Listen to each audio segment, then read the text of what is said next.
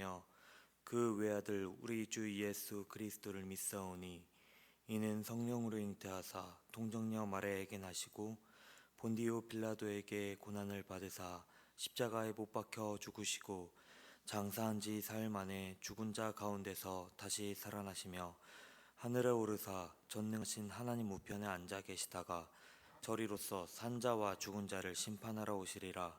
성령을 믿사오며 거룩한 공회와 성도가 서로 교통하는 것과 죄를 사하여 주시는 것과 몸이 다시 사는 것과 영원히 사는 것을 믿사옵나이다. 아멘. 찬송가 595장 나 맡은 본분은 찬양하겠습니다. 찬송가 595장입니다.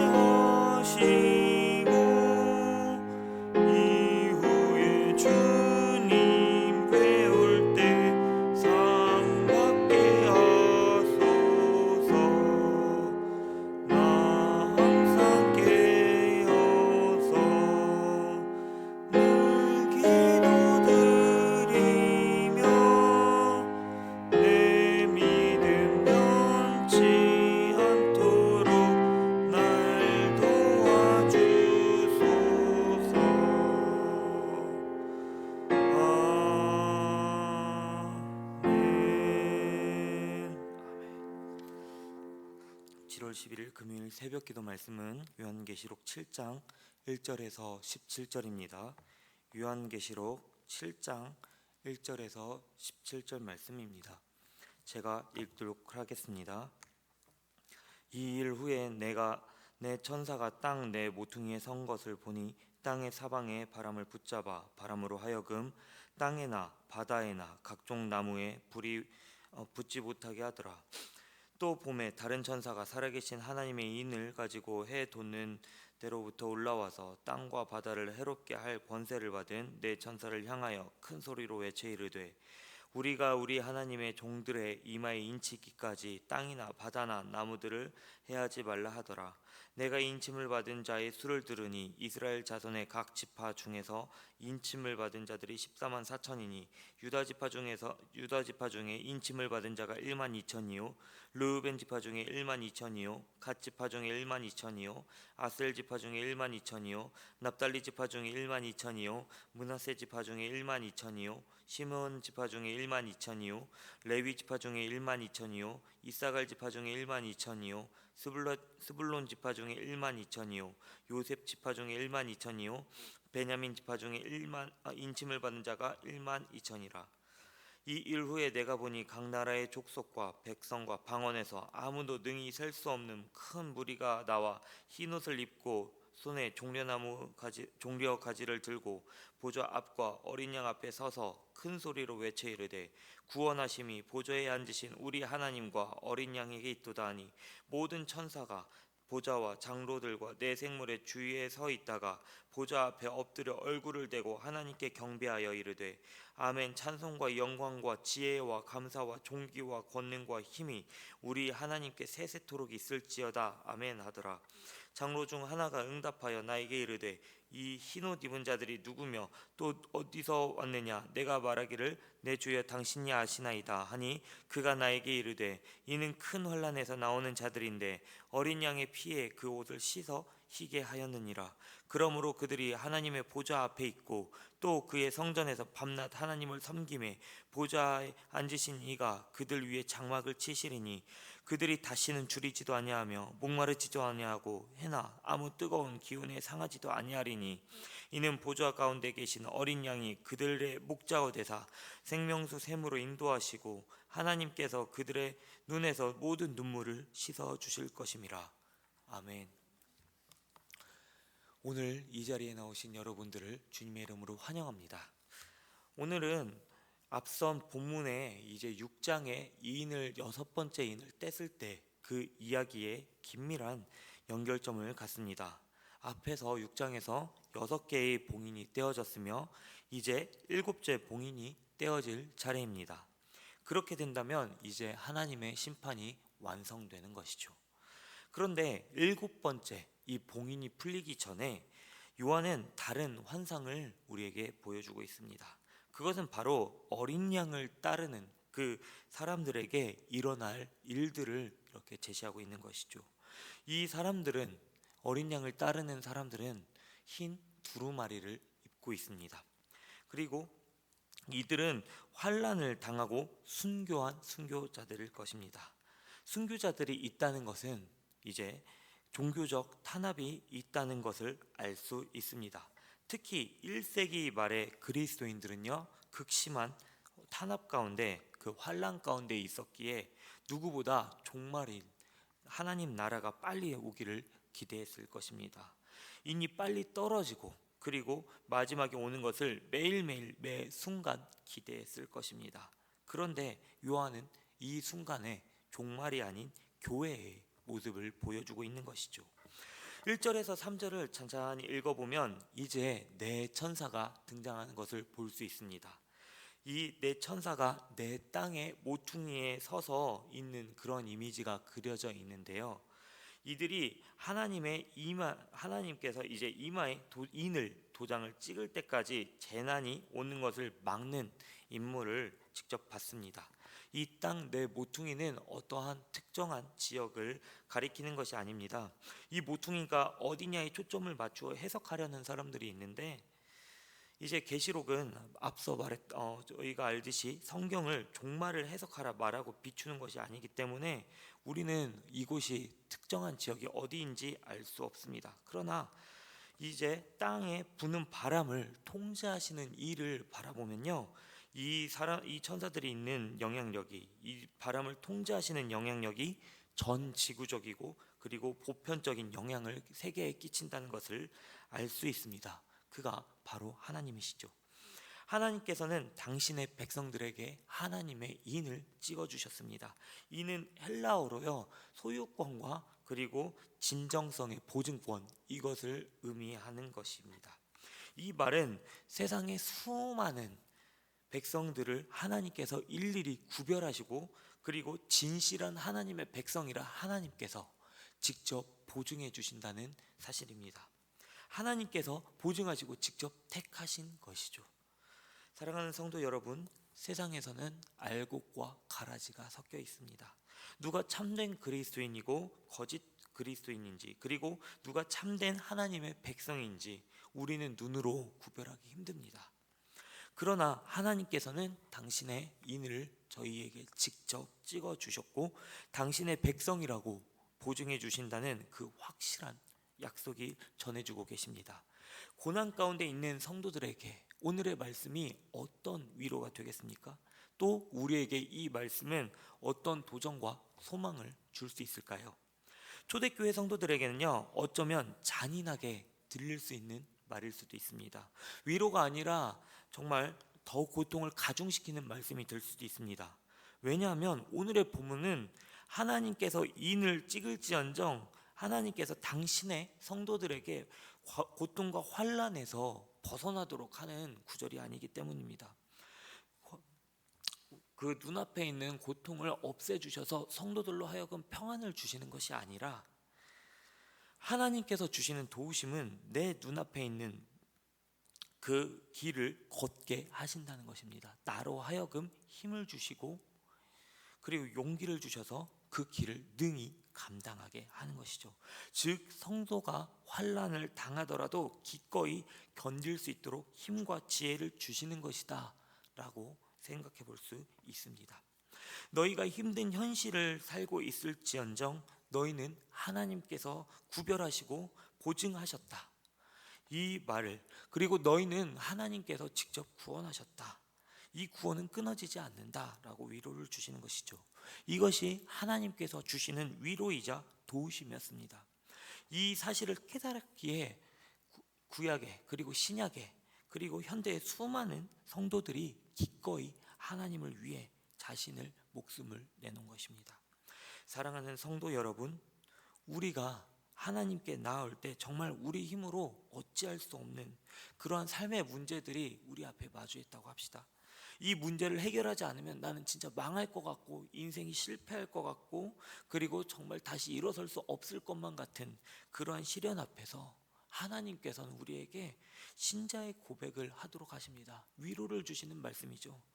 지금은 고난 중에 있을지라도, 너희가 고난 중에 있을지라도 우리가 해야 할 수 있는 고백은 구원하심이 보좌에 앉으신 우리 하나님과 어린 양께 있도다라고 고백하도록 하나님께서 힘과 용기와 지혜를 주신다는 것입니다. 왜냐하면 우리를 덮치는 오늘날의 시련들은요, 결코 하나님의 구원을 가리지 못하기 때문입니다. 또한 하나님께서 직접 쳐주신 그 보증을 결코 깨지 못하기 때문입니다. 비록 우리가 지금은 한숨 쉬고 넘어지고 좌절하며 비틀거리며 눈물을 흘릴지라도요, 절망 가운데 비명을 지를 수 있죠. 그러나 여러분, 우리에게는 하나님의 소망이 있습니다.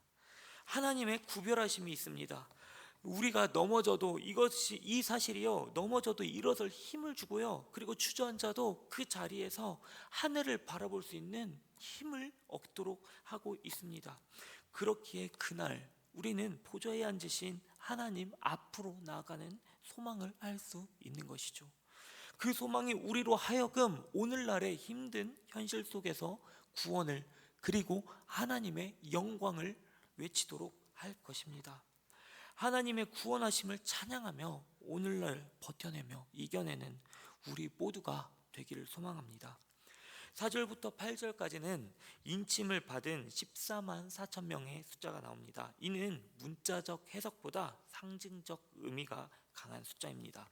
이단들은 이것을 문자적으로 해석해서 선택받은 민족이 14만 4천이다 이렇게 한정짓고 이 숫자에 굉장히 집착하는 모습을 보입니다. 그러나 성경을 계속해서 읽다 보면요, 9절에서 이제 더 확대된 시야에서 흰 무리가 등장하는 것을 볼 수 있습니다. 이들은 셀 수 없는 큰 무리라 이렇게 나옵니다. 온 나라와 족속과 백성과 방언에서 나온 무리로 나오죠. 셀 수 없는 이 무리는 큰 소리로 하나님과 어린 양의 구원을 찬양하는 장면이 시각화됩니다. 요한은 궁금해서 이들이 누구인지 물어봅니다. 장로 중 한 사람이 이들이 누구인지에 대해서 알려주고 있죠. 이들은 큰 환난에서 나오는 자들이라 말하고 있습니다.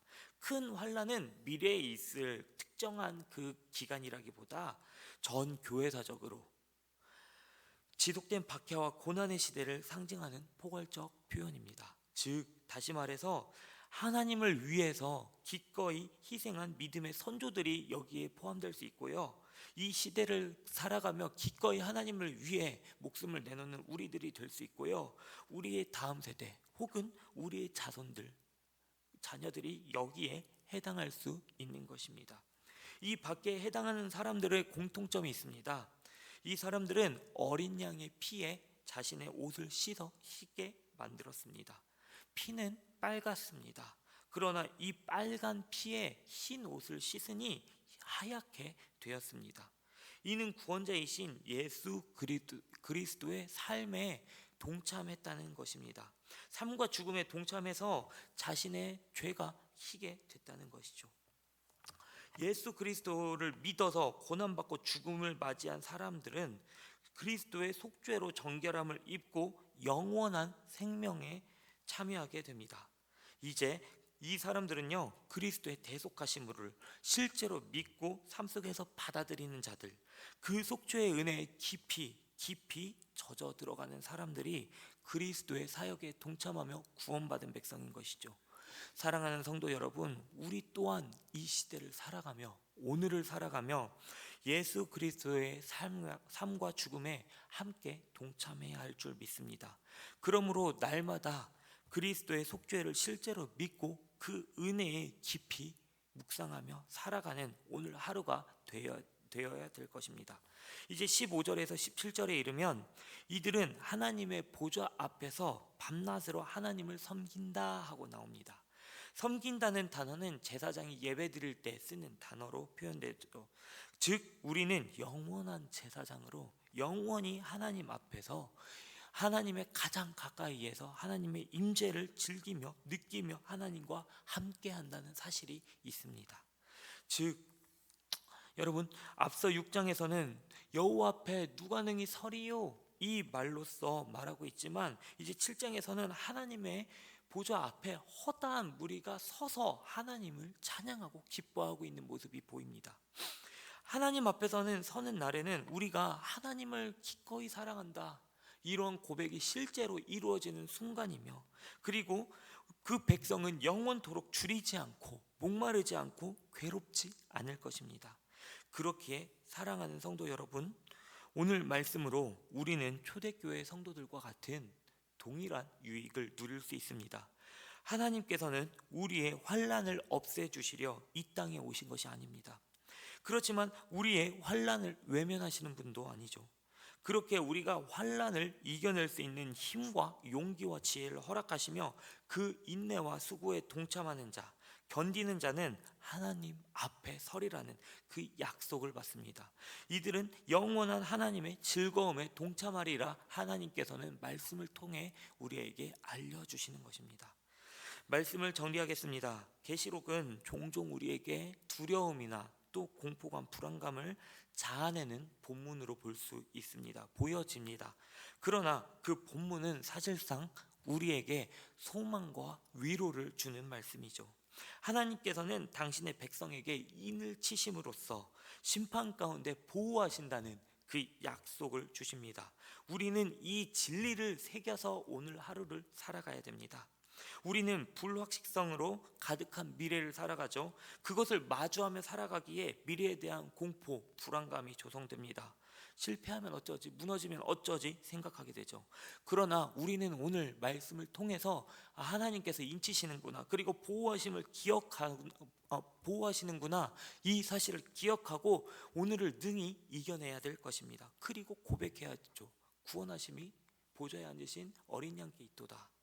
그 소망을 위해서 예수 그리스도께서 직접 이 땅에 내려오셨고 우리가 제사장으로 능히 살아가도록 용기와 은혜를 더하여 주셨습니다. 또 본문의 중심 메시지는 어린 양의 피로 씻겨져 깨끗하게 될 백성의 모습이죠. 우리는 교회로서 예수 그리스도 중심으로 살아가는 것이 얼마나 중요한 일인지를 새기며 살아가야 될 것입니다. 그러므로 하나님께서 오늘 오신다면, 주님께서 오늘 오신다면 우리 모두 기쁨으로 일어나 주님을 만나 함께 하나님을 찬양하는 신자가 되기를 소망합니다. 오늘의 말씀을 생각하며 기도하겠습니다. 오늘도 우리를 하나님의 백성으로 인치시고 보호하신 하나님, 그 은혜에 감사드립니다. 큰 환난 속에서도 어린 양 예수 그리스도의 피로 우리를 정결케 하시고 모든 민족과 족속에서 부르신 구원의 공동체로 삼아주셨음을 기억합니다. 주님, 이 땅에서 환난과 고통 가운데 살아가지만 하나님과 어린 양께 있는 영원한 구원을 바라보며 흔들리지 않게 하여 주시옵소서. 우리 삶이 날마다 예배가 되게 하시고 십자가의 은혜를 붙들며 살아갈 때 우리가 하나님의 앞에 서서 하나님을 즐거워할 수 있는 그날에 오기를 소망하게 하여 주시옵소서. 이 모든 말씀 예수 그리스도의 이름으로 기도드립니다. 아멘. 하늘에 계신 우리 아버지여, 이름이 거룩히 여김을 받으시오며 나라의 임하옵시며 뜻이 하늘에서 이루어진 것 같이 땅에서도 이루어지리이다. 오늘날 우리에게 일용할 양식을 주옵시고 우리가 우리에게 죄 지은 자를 사하여 준 것 같이 우리의 죄를 사하여 주옵시고 우리를 시험에 들게 하지 마옵시고 다만 악에서 구하옵소서. 대개 나라와 권세와 영광이 아버지께 영원히 있사옵나이다. 아멘. 오늘 들으신 말씀 기억하며 함께 기도하길 원합니다. 하나님의 인침을 받은 백성으로서 환난 가운데서도 믿음을 지키게 하여 주시옵소서. 두 번째는 어린 양의 피로 구원받은 감격을 날마다 기억하며 살게 하여 주시옵소서. 세 번째는 7월의 모든 행사와 이음센터 건축이 하나님의 영광을 드러내는 시간이 되게 하여 주시옵소서. 이렇게 세 가지 기도 제목을 놓고 함께 기도하신 후에 각자 개인 기도하시고 돌아가도록 하겠습니다. 기도하겠습니다. 하나님 사랑하시는 것이